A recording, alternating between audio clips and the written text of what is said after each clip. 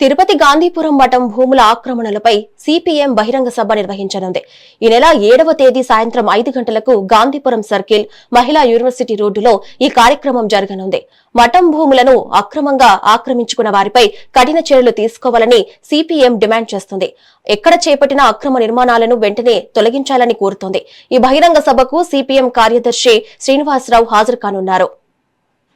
Rural మండలం గాంధీపురం పంచాయతీలో ఉన్నటువంటి సర్వే నెంబర్ 13లో 1.9 సెంట్లు 32 కుటుంబాలకు సంబంధించినటువంటి భూమిని కొంతమంది పెద్దలు ఆక్రమించి రామసుబ్బారెడ్డి అనే వ్యక్తి ఆ భూమిని ఆక్రమించి తోడ నిర్మాణం చేయడం జరిగింది. దీనికోసం గతంలో పెద్ద ఎత్తున సిపిఎం పార్టీ ఆధ్వర్యంలో ఒక పెద్ద పోరాటానికి నాంది పలికాం. కలెక్టర్లకు మెమోరాండాన్ని సమర్పించాం. అదేవిధంగా అతిరాంచి మఠం ముందర ఒక పెద్ద ఎత్తున ఆందోళన చేయడం జరిగింది. ఆందోళన చేసిన సందర్భంగా మఠం అధికారులు అక్కడికి వచ్చి బోర్డును నిర్మిస్తే ఆ బోర్డును రాత్రే అక్కడ ఉన్నటువంటి రామసుబ్బారెడ్డి మనుషులకు సంబంధించినటువంటి పీకేయడం అనేది చాలా దుర్మార్గమైనటువంటి. ఈ విషయాన్ని మఠం అధికారుల దృష్టికి తీసుకుపోయినా వాళ్ళపైన కేసు పెడతాము, నమోదు చేయిస్తాం, వాళ్ళని అరెస్ట్ చేయిస్తామని చెప్పి పలికినప్పటికీ కూడా ఈ రోజు వరకు కూడా వాళ్ళపైన అరెస్ట్ చేసినటువంటి పాపన పోలేదు.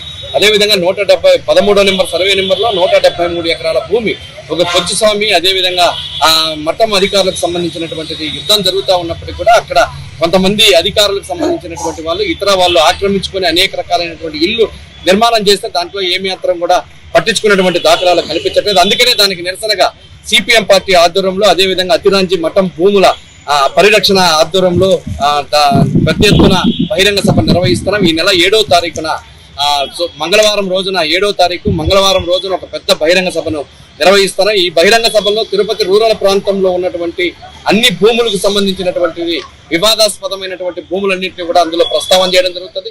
తిరుపతి